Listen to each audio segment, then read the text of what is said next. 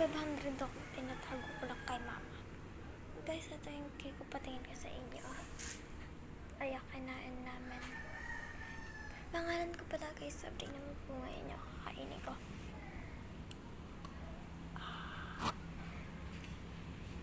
Mahal.